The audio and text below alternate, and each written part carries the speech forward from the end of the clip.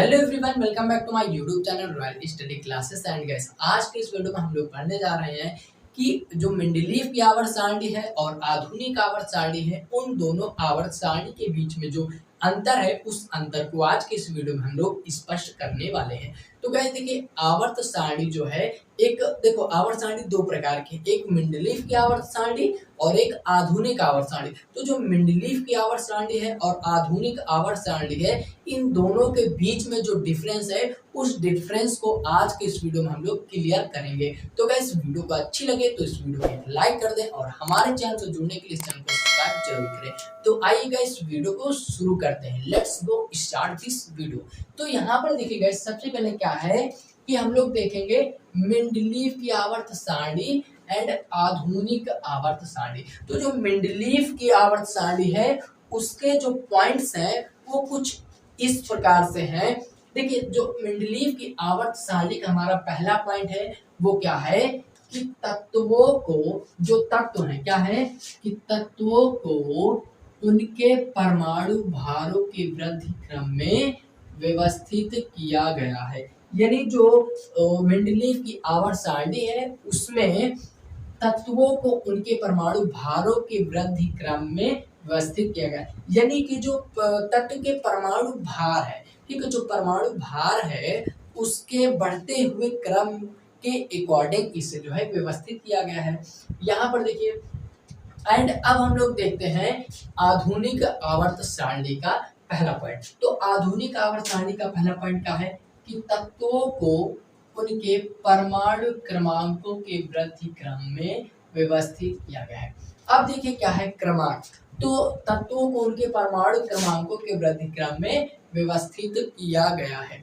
अब यहाँ पर देखिए क्या है कि तत्व का परमाणु क्रमांक और परमाणु भार। अब देखिए, परमाणु भार और परमाणु क्रमांक अलग अलग होते हैं। परमाणु क्रमांक वह होता है जैसे हाइड्रोजन का 1 होता है, हीलियम का 2 होता है, लिथियम का 3 होता है, बेरिलियम का 4 होता है, बोरोन का 5 होता है। तो कुछ इस प्रकार से परमाणु क्रमांक होते हैं। तो यहाँ पर देखिए क्या है परमाणु क्रमांक। तो परमाणु क्रमांक के अकॉर्डिंग जो है आधुनिक आवर्त सारणी में तत्वों को व्यवस्थित किया गया है।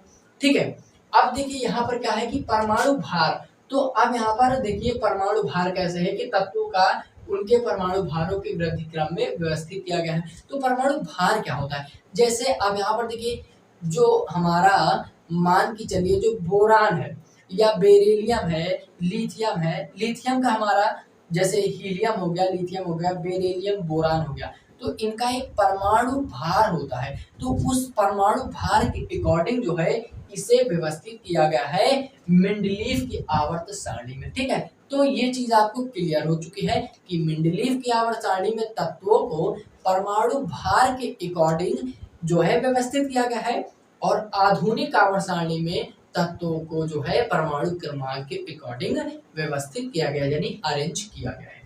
अब यहाँ पर देखिए हमारा सेकेंड नंबर का जो पॉइंट है वो क्या हो जाता है। तो मेंडलीव की आवर्त सारणी में दूसरा पॉइंट हमारा ये है कि इसमें 8 वर्ग हैं।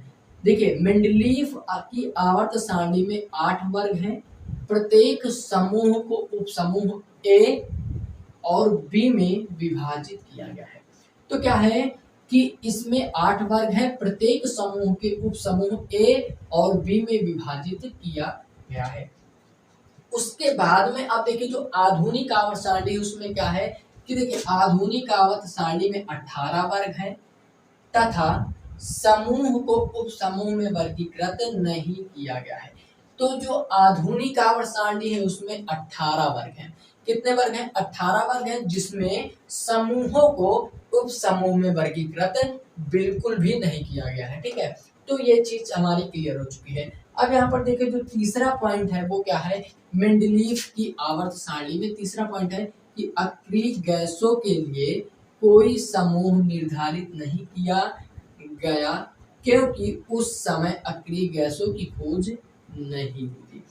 अब जब मेंडलीव की आवर्त सारणी बनाई जा रही थी या क्रिएट की जा रही थी, तब क्या था कि देखिए जो अक्रिय गैस थे उनके समूह को निर्धारित नहीं किया गया था कि उसे किस कैटेगरी में या किस समूह में अक्रिय गैस को व्यवस्थित किया जाए। क्योंकि उस टाइम पे क्या हुआ था कि जो अक्री गैस है उनकी खोज या उसकी रिसर्च जो है नहीं हुई थी, ठीक है। तो इसलिए उनको जो है निर्धारित नहीं किया गया कि अक्री गैस को किस मतलब किस आवर्त सारणी में रखा जाए। ओके, तो ये चीज थी। एंड यहाँ पर देखिए जो आधुनिक आवर्त सारणी थी उसमें क्या था कि अक्री गैसों को समूह 18 में रखा गया है। जब आधुनिक आवर्त सारणी बनाई गई गाइस, तो वहां पर क्या हुआ कि जो अक्री गैस थे उनकी रिसर्च हो चुकी थी, अक्री गैस जो है उनकी खोज हुई थी। तो अक्री गैसों को जो है समूह किस में रखा गया, यहाँ पर देखिए समूह 18 में रखा गया। ओके, तो ये चीज क्लियर हो चुकी है कि अक्री गैसों को समूह 18 में रखा गया, जो कि आधुनिक आवर्त सारणी के अंतर्गत आता है। फिर क्या है यहाँ पर मेंडलीफ की आवर्त सारणी में कि देखिए इस आवर्त सारणी में हाइड्रोजन का स्थान निश्चित नहीं था। अब देखिए जो मेंडलीफ की आवर्त सारणी थी उसमें हाइड्रोजन का जो क्या था, हाइड्रोजन का स्थान यानी हाइड्रोजन का स्थान जो था वो निर्धारित नहीं किया गया था। ओके, तो हाइड्रोजन का स्थान जो है निर्धारित नहीं किया गया था। अब यहाँ पर हम लोग देखते हैं आधुनिक आवर्त सारणी में क्या हुआ था कि जो है इस आवर्त सारणी में हाइड्रोजन को प्रथम आवर्त के तत्वों के ऊपर रखा गया था। तो यहाँ पर जनरली सी बात है कि देखिए जो प्रथम इस आवर्त सारणी में हाइड्रोजन को प्रथम आवर्त, तो सबसे पहला जो आवर्त सारणी है उसमें तत्वों के सबसे ऊपर रखा गया, यानी सबसे पहले हमारा क्या आता है hydrogen, helium, lithium, beryllium, boron, carbon, neon, oxygen, कुछ इस प्रकार से जो आवर्त सारणी रखे गए थे। तो सबसे पहले हाइड्रोजन ऊपर आता है आधुनिक आवर्त सारणी में, ठीक है। तो ये चीज क्लियर हो चुकी है, ठीक है। उसके बाद हम लोग देखते हैं, उसके बाद मेंडलीफ की जो आवर्त सारणी उसमें क्या होता है, इस आवर्त सारणी में संक्रमण तत्वों को 8 समूह में रखा गया। यहाँ पर ये रोमन संख्या दी गई है, इसका मतलब होता है इसका मतलब हो जाएगा 7, ठीक है। क्या हो जाएगा 7, क्योंकि 5 और ये 2 मिलकर 7, तो 7 इस आवर्त सारणी में संक्रमण तत्वों को 7 समूह में रखा गया है। इतनी चीज क्लियर। अब हम लोग देखते हैं आधुनिक आवर्त सारणी। ओके, तो जो आधुनिक आवर्त सारणी है गाइस उसमें क्या हुआ था कि इस आवर्त सारणी में संक्रमण तत्वों को दीर्घ आवर्त के मध्य में रखा गया था। जो दीर्घ आवर्त सारणी थी उसके मध्य में रखा गया था, यानी उसके बीच में रखा गया था इस आवर्त सारणी में संक्रमण तत्व को, ठीक है। तो जो संक्रमण तत्व थे उनको दीर्घ आवर्त सारणी के बीच में रखा गया था। तो आई होप कि आज के इस वीडियो में आपको मेंडलीफ की आवर्त सारणी तथा आधुनिक आवर्त सारणी के बीच में जो अंतर है वो क्लियर हो चुका होगा कि क्या क्या अंतर है और क्या क्या कंडीशन थी उस टाइम पे जब मेंडलीफ की आवर्त सारणी बनाई जा रही थी और एक आधुनिक आवर्त सारणी बनाई जा रही थी, ठीक है। तो आई होप कि आपको क्लियर हो चुका होगा।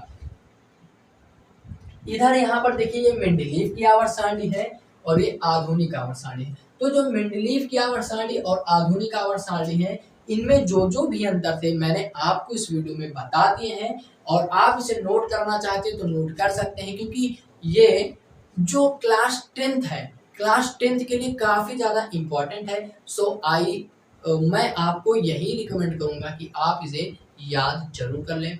और अगर आपको ये वीडियो अच्छी लगी हो तो इस वीडियो को एक लाइक कर दें और हमारे चैनल से जुड़ने के लिए इस चैनल को सब्सक्राइब जरूर करें। हम मिलते हैं एक नए वीडियो में एक नया टॉपिक के साथ, तब तक के लिए टेक केयर, बाय बाय।